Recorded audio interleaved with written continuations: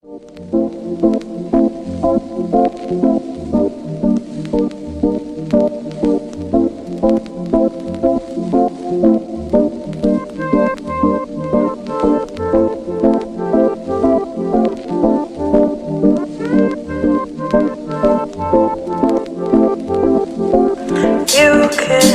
have all that you want, darling.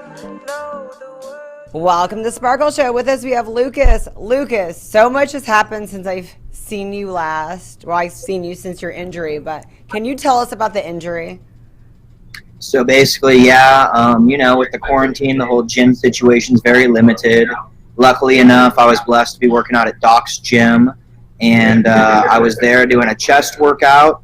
Nothing crazy. I was on like my fourth or fifth set of bench, and when I was coming up on one of my reps, I wasn't struggling or anything. I just heard a loud snap. The bar flipped over. Everything fell to the ground, and I tore my pec, completely ruptured it from the tendon. And now I had surgery, had it reattached, and I'm recovering. But you didn't feel it all of a sudden? What did they say happened? Yeah, so basically, when I was coming up on the rep, I heard the snap, like an internal crack, and obviously I felt it. The whole bar flipped over, and I immediately put my hand over my chest. I knew I tore my pec before I even looked down. Everybody came, got the weight off me. Doc came out there. He's a chiropractor, so he knows about the body, what it's supposed to look like and what it's not. Walked up immediately to me. He's like, yeah, you need to go to the hospital. Your pec's torn. So got taken to the hospital and got it looked at, had a ultrasound. They're like, yeah, it's pretty bad. So got that handled. A couple days later, got an MRI just to confirm everything. And then luckily enough, I was able to have surgery 2 days after the tear. So what did he say you did wrong? Because you know what you're doing. So I know that happens to lots of people. Was it too much weight, or just you came up too fast, or what happened? So it was more of a freak accident in a sense. It wasn't too much weight. It wasn't that my form was compromised or anything. It was just, I think possibly it could have been the heat or dehydration, a few factors. Maybe it was just fatigue over time. But just whatever happened when I was coming up on the rep, it caused it to snap. I didn't feel anything was off. I had good form. It wasn't any crazy amount of weight for me. It wasn't something I couldn't do. And I was pretty warmed up. So it was just one of those things. Maybe over time the muscle was stressed. Maybe I wasn't as recovered, didn't sleep enough. So, yeah, that's my best guess. Oh, my gosh. So have you had an injury like this before? I have had my ACL reconstructed, and I've dislocated my ankle, but nothing to this degree. I feel like the recovery time on this is going to be pretty extensive. And honestly, at this point, I'm now 10 days after the surgery. The pain isn't really what's bothering me anymore. It's more just like mentally grasping how long it's going to take till I'm back training chest and back to a full recovery. Okay, well, the crazy thing about you is I saw you in the gym like a few days after this. I mean, is that against your doctor's advice? Because you've been in the gym, you've been working. Are you supposed to be doing all this physical activity? So they were kind of vague. They honestly said the recovery varies person to person. I was back in the gym about 4 days after the surgery, just doing like a really light legs or just focusing on stretching or some light cardio just to get blood flowing, hoping that will help promote healing. But I'm leaving the right arm in the sling, trying to move the chest as little as possible and just let it sit and everything readheres and get back together over the next few months. You're probably being bad. And I don't even want to know what your idea of light is, because I have a feeling it's different than most people's idea of light. It might be. Yeah, I'm just trying to make the best of it, stay positive, and just have some structure. Just being in the gym, even if you can't do much, helps a lot, opposed to sitting at home and being all miserable. That's true. That's a really good outlook. And then Jim, your poor boss at the Flex Factory, I mean, he had torn both of his tricep muscles, right? Yeah, the whole store is Doc's gym must be cursed. The whole store's gone under. But Josh, a couple of months ago, Jim tore both his triceps at Doc's. Same thing, freak accident, nothing crazy. Both at the same time too, ruptured. And then I tore my pec, and mine was a full tear. And then the only person left here that hasn't got injured is Josh. So we're telling him, you got to stay away from there. It could be the gym that's cursed. Right? But how is Flex Factory doing? Because you guys, I think a lot of people were surprised you guys stayed open during COVID. I know you got a lot of gym flow since you're next to GB3. And then how is it? Because I know it's got to be a little rough right now, business-wise. So obviously business is down quite a bit. We're staying open regardless. We do not require a mask here whatsoever. And we're trying to make the best of the situation. We are doing promotions every day of the week. So if you follow us on social media, you can get the discounts through there. Lots of stuff as if like, hey, if you see this post and you repost it, get 20% off in store. We're just trying to chug along and make the best of it, really. The gym is a huge factor for like single serve drinks, just walk-in type of customers. Right. But for us, we have the diets that we do, and that's kind of keeping us afloat because we have like the hardcore people that are still trying to stick to their plan throughout the quarantine. So they're coming back in for their diet revalves, and even some people starting up new programs. How is that going? Do you see people behaving? Because I know, everyone at first was just like, I gained the COVID-15, whatever. The people that you are giving diets to, how many of them are actually sticking to it? So there's two different types of people. Both are on opposite ends of the spectrum. We have person A, for example, that totally threw in the towel and gave up. They're like, hey, when the gyms reopen, I'll come back. And then we have another like niche group of people, and they're going like as if they're more structured now because some of them are out of work or working from home, so they're able to maximize everything and just dial it in a little bit more. So it just kind of depends on like the person's willpower. And how are you doing? I know you're doing some online coaching. Tell us a little bit about that and how we can get online coaching from you. So if you go on Flex Factory's Instagram, you can click the link in our bio for contact us. It takes you directly to our scheduling app, and you could book a diet consult with me, Jim, or Josh at the shop. It's all mapped out right in front of you. It goes through PayPal. You can reserve your spot, and then you can move forward from there. After the first check-in, we normally address like what your goals are, what improvements you want to make, and we develop a program training and nutrition base that's going to get you there with weekly check-ins. The food's constantly changing, and then it's 24/7 contact with us. So if you ever have a question, we can address it. So it's nutrition and it's actual training. I mean, are you telling people do this much cardio, what else besides the nutrition are you offering? With the training aspect, whatever sport or whatever your goal is, we target it towards that. So obviously, if you're doing sports like track or football, you're not going to be training like a bodybuilder, as if you're not going to be training like an elderly person as you would a child. So when we do map out the training programs, we give you exercise, rep ranges, and tempos that are going to be for your sport and targeted for your goals. And heart rate, how high or how much, all this. For example, with like the cardio, if someone's doing like a show prep and they're doing like a low intensity cardio, we want your heart rate right around 120 or a little bit higher, because after it gets past 140 or 150, you're more in like the cardiovascular zone opposed to the fat burning zone. So there's different factors we can manipulate to achieve a goal. That's cool. So how is it staying open? I know it's a little bit slower, the traffic. I mean, tell us what the experience has been like.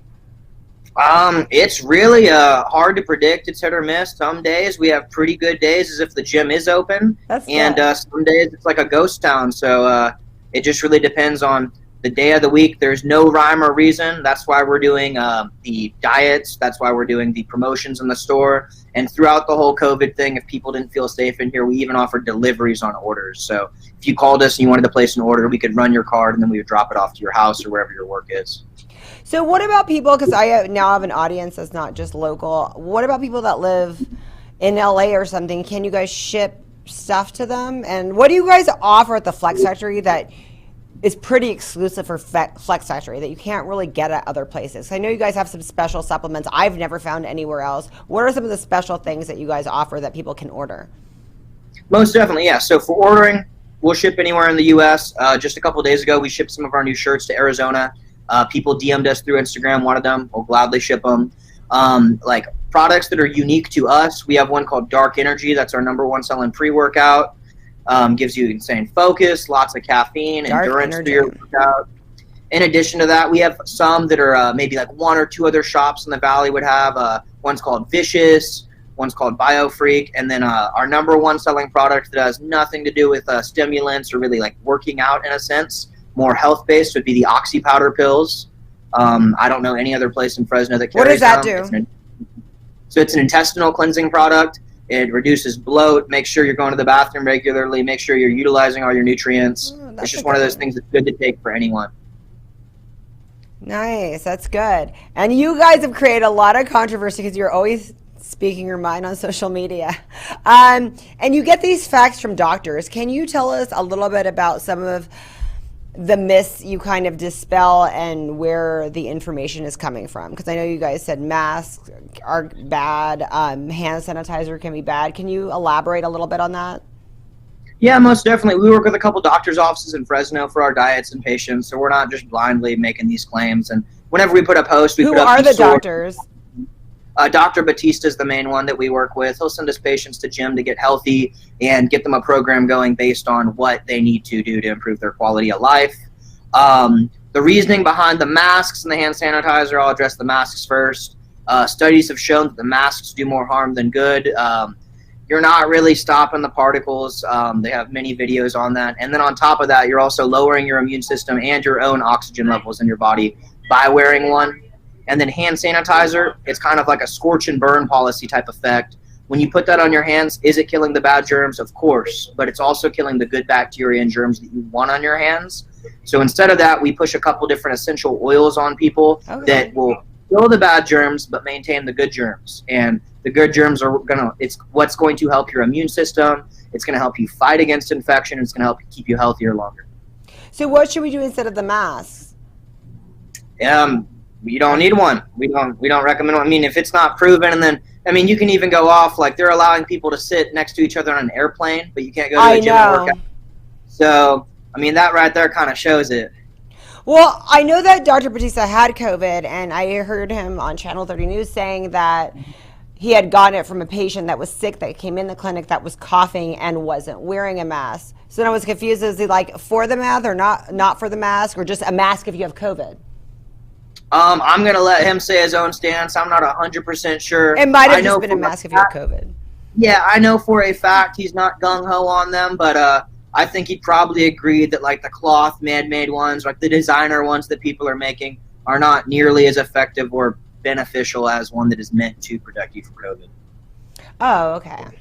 And then, so when you said about the oxygen flow, what is, I don't even know if you know the answer to this question. You know, the people that were wearing the masks to the gym before COVID because they wanted to they thought it was increasing their workouts to decrease their oxygen. Is that a myth that you guys have talked about being a myth, or how do you feel about that? It's hit or miss. So with that situation, like the training elevation masks, sometimes like athletes or fighters will wear them to simulate if they're at a higher elevation with restricted air. Basically, if you run X amount of time at a distance in Fresno with a mask on, without a mask, then by putting it on, you're restricting your oxygen, you're making it harder. You should be able to run faster when you can breathe, in a sense. That's the reasoning behind it. But health aspects, prolonged use of them, they're going to cause headaches. They're going to cause, as we said, your immune system lowering. Your body's pretty smart as it is. That's why, if people were meant to wear masks, we would have been wearing them everywhere since the beginning of time.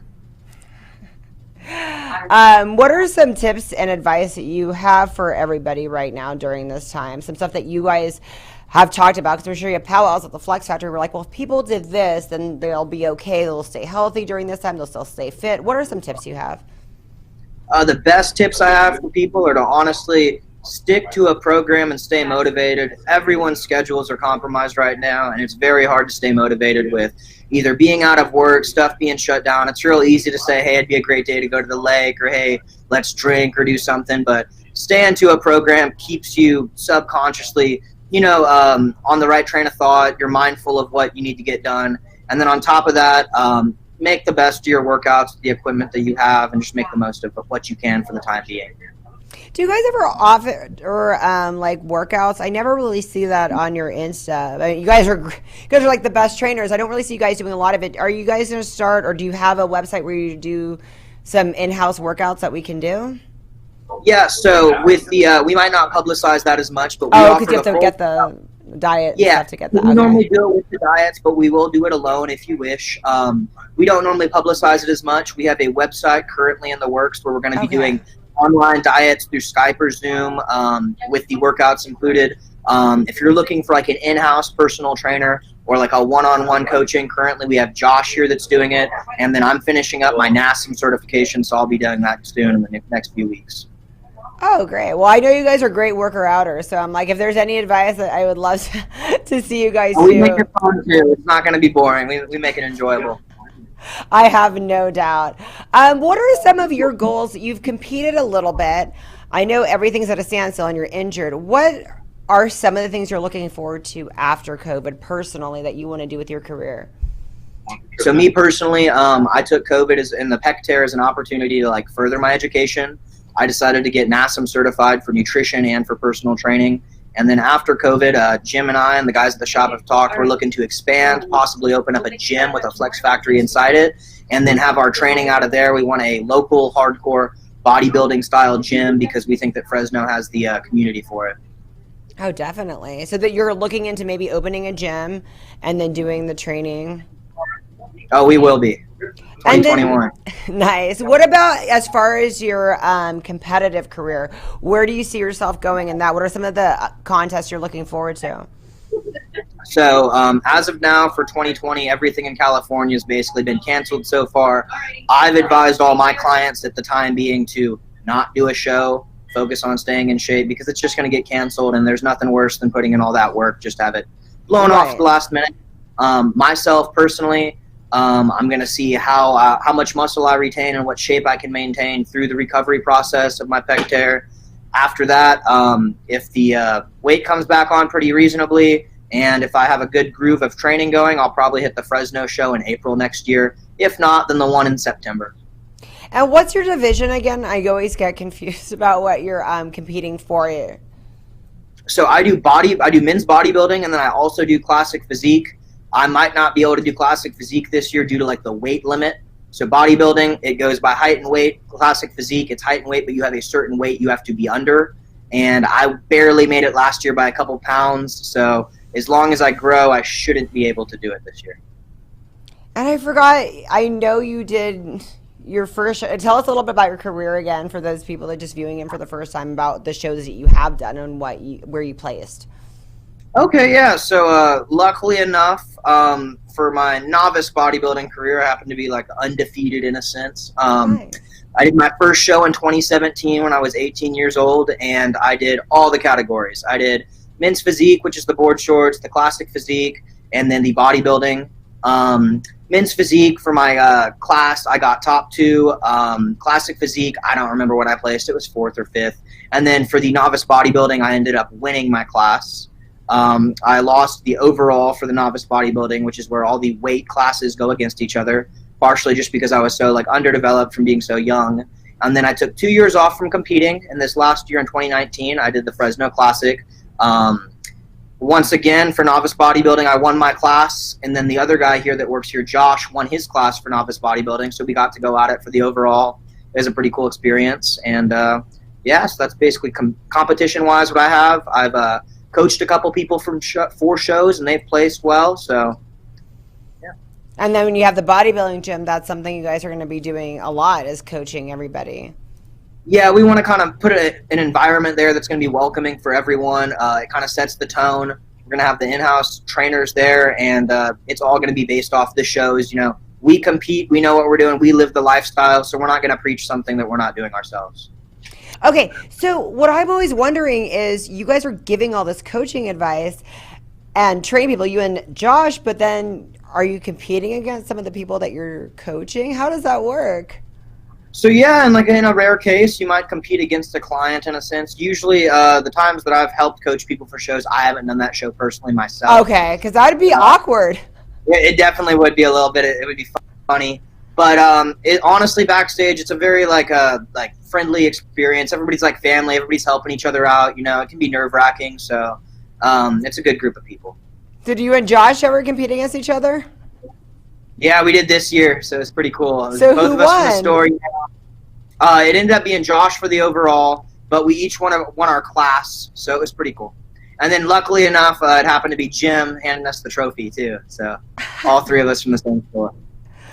What a great family. Well, I always love having you guys from the Flex Factory. You guys are a great team. I hope to be the trainer at your guys' gym. when you guys open Most the definitely. bodybuilding gym. So You're just next. for sure. So I know I'm very supportive of the Flex Factory community. And if there's anything that like we can do as a community to help you guys, if you guys are struggling small business, you know, let us know what we can be doing. So what shirts you got for us, or if we want to buy some outerwear, what cute things do you have for girls? Well, let me see if I can move the camera. Because I get on Jim for this. I'm always like, you need things more fitted and more tube ties. There's a lot of tank tops, so I want to see what he got for me. So we just did a new shirt run. These would be like the women's example. They're the fitted Razorback tank tops. That's the front of them. The back one has the flag. The people it has the flag. I love it. We did red, white, and blue, so you know, like American colors, little American color scheme. We did this in tank tops, t-shirts, shirts, and then we also have like hoodies that we did. All the same design and logo. And shout out to Ron who made the shirts. Yeah, he did a great job. Next Level Design, everybody. He's the one that does all the logos for the Sparkle Show. But yeah, to help the store out, obviously just spread the word, take advantage of the sales. And you said repost for you guys when you have sales and just let people know what you guys have going on. We do a lot of our marketing through Instagram. That's our main social media source. I run it part of the time, so check on it daily. You know, we'll interact with people. We'll repost you if you tag us in a story. So, you know, we're always trying to get exposure. Awesome, and thank you guys for voting for me in this Miss Health and Fitness competition. I dropped to second, but hopefully I get up to first again. So you just gotta creep your way back up. You'll get it. Thank you so much for coming on, because you're inspirational, because you're doing so much with well, I don't know if that's the smart thing, but I really commend like your spirit and your energy and just keeping positive through this. Well, thank you. I appreciate it. Thanks, Lucas. Welcome to the Sparkle Show. So I'm your host, Sparkle Soojian, and I am running for this year's Miss Health and Fitness 2020. I need every vote, and I need everyone to vote daily. You get one free daily vote, and you can go to my Facebook, Sparkle Soojian, and I always have a link up. You just click it. There's one box that says the Warrior Vote, and underneath is a free daily vote. The Warrior Vote goes to Wounded Warriors. Every dollar you put is $1 towards Wounded Warrior and counts as one vote for me, and you're welcome to do that. It's a great cause.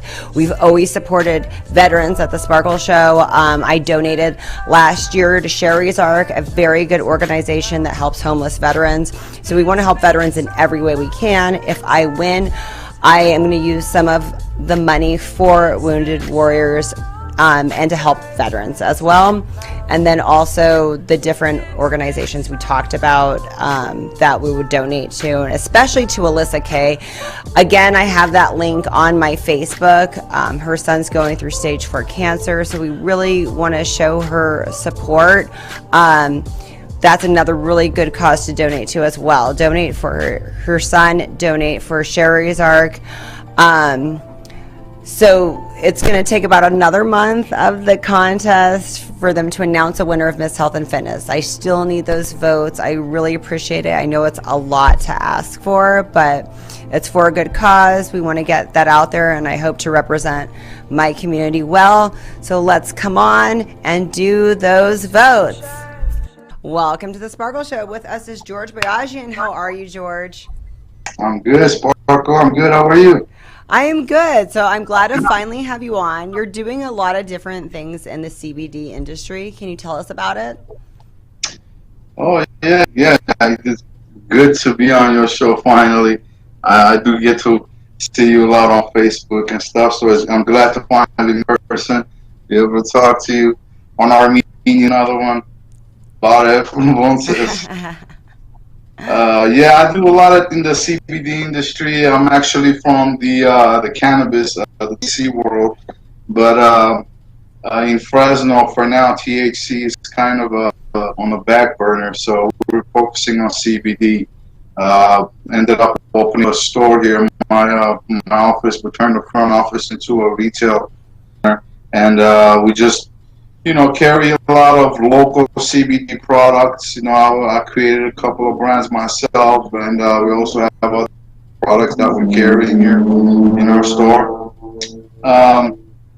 We got doing retail. We also help to provide a lot of CBD products to and on the wholesale level as well.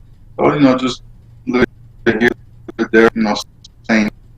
So the wholesale level, how does that work? People are buying in quantity and then reselling? Yeah.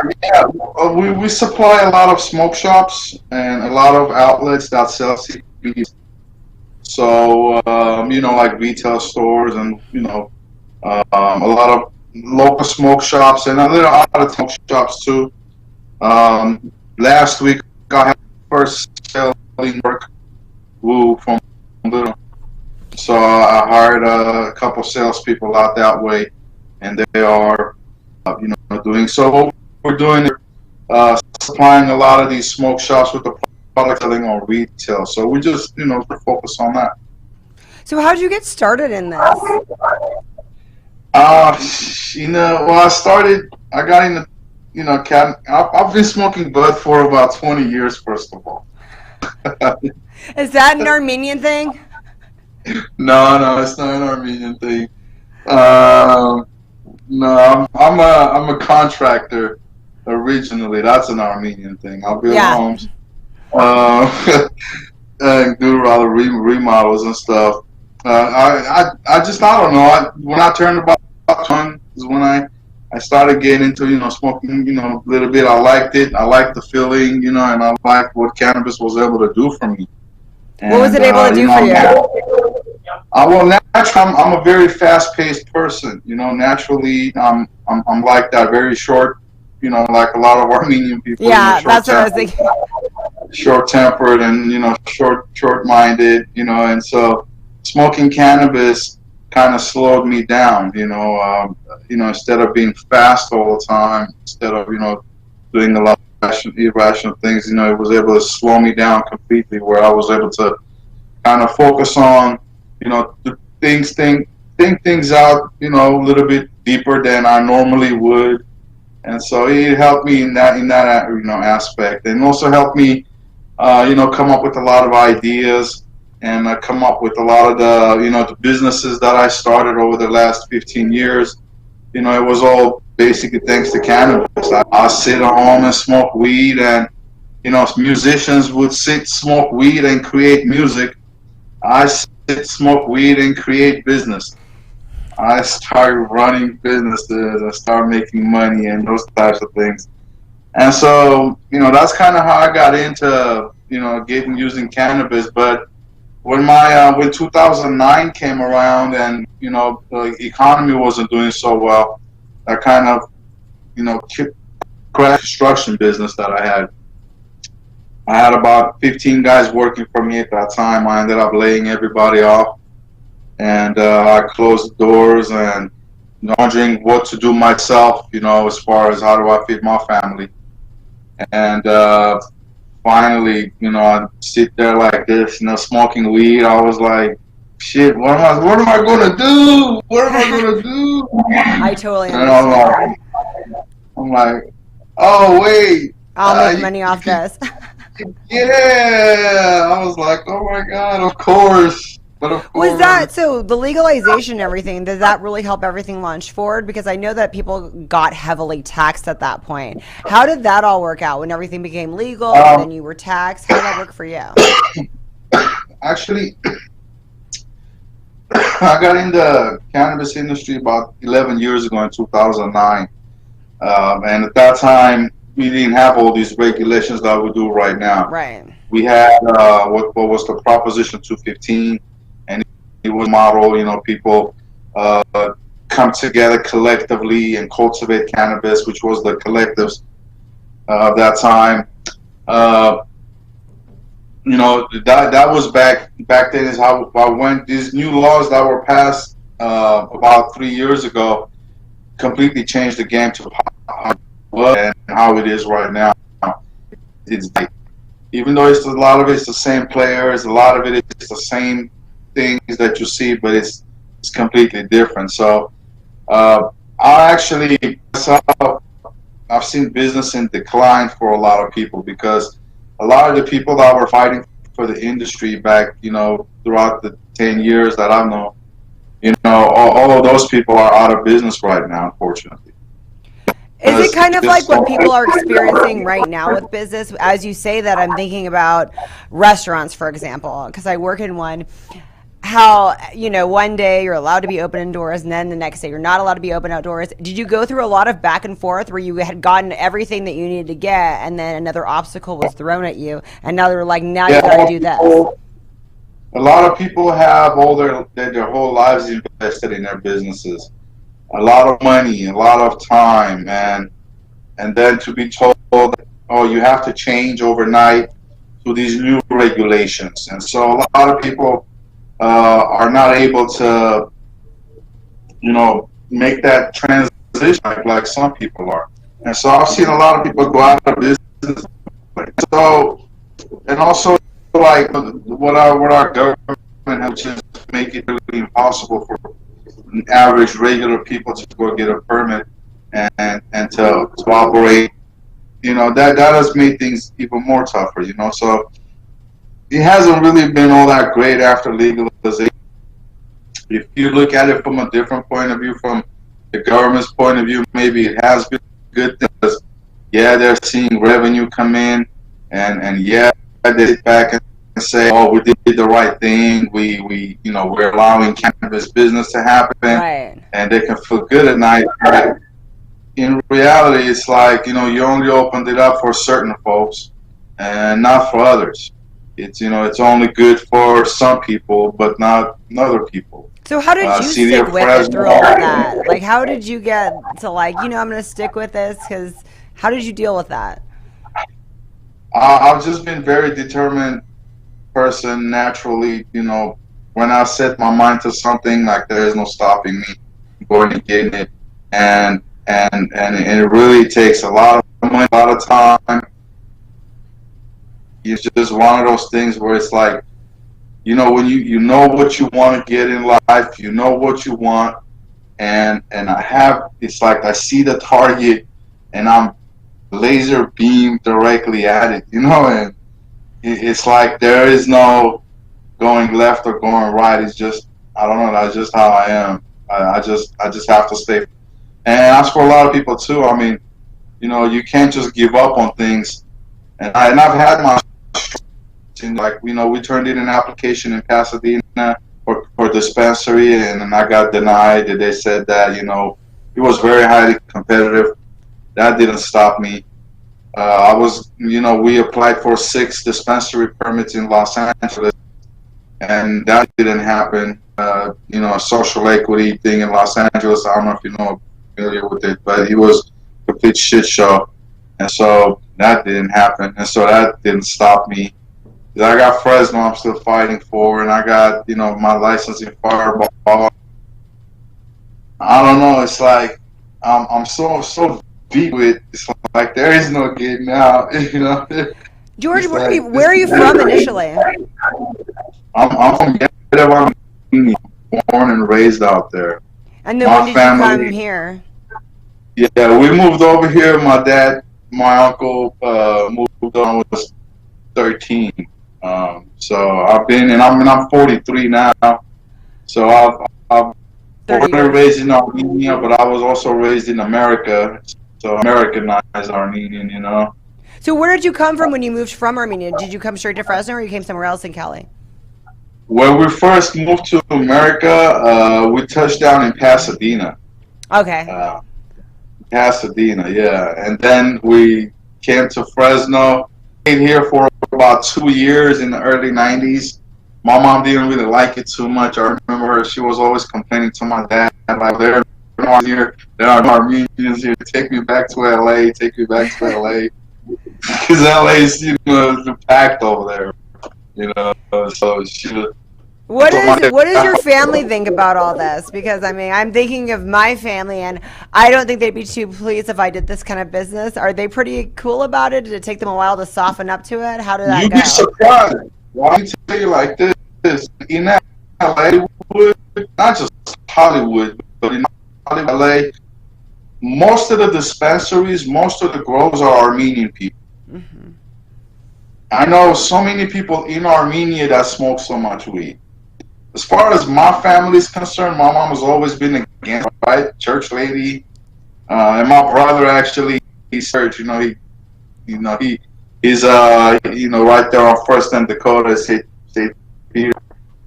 And he's in the altar next to the dead hide, and he's very church, and so they kind of don't like it, but it's like, I mean, I don't know. We're in America. If we were in Armenia, maybe it'd be a little different, but I mean, we're in America, so it's like, I love weed, so. And then when it became legal, did you tell everybody, hey, it's legal now, so you guys got to get over it? Well, my mom, she's like, I told her, you always wanted me to go to college, went to school. Like, I went to high school, I graduated, but that was it. Day after graduation, I was like, thank God I'm done with this shit. And so I never wanted to set foot in school after that. I never went to college or nothing like that. I always wanted college. So I decided to open one. I started 420 college. So, when in college, I was like, that's an educational school that I started, and actually a real thing. I started in seminars, Sandy, Sacramento, Portland, Seattle, Florida, Chicago, New York. We flew the place, and I was organizing seminars and educational courses for people that want to get into the industry. So That's I would have so professional. crazy. So if you, and I would have people like these insurance agents, real estate, merchant accounts, dispensary owners, growers, so you name it, like all kinds of professionals. And these people, most of these people never smoke weed. Like the people that I usually go to, they never smoke weed. But they're in the cannabis business because money. I mean, it's work. And so I for the last 10 years, it was pretty cool. Did a lot of online courses, webinars, and things like that, just educating people on how to get into cannabis industry. So if you want to get into cannabis, if you want to open a dispensary, and you're brand new to the industry, you don't have a clue. You want to get some education. You want to get some go. Well, fortunately, there are places 420 College where you can come.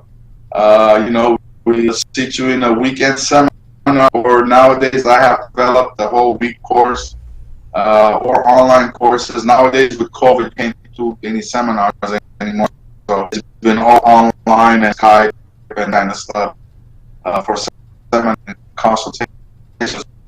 You come in, I teach you, I tell you what to do, I can do with the right people, and so if you want an attorney, I got attorneys for you. If you need insurance guys, I got insurance guys for you. Banking, I have banking solutions. If you're a grower and you're looking to sell your product, I have people that'll buy you. So, I was able to bring everybody together with 420. So, although I went to college, it's a harder one.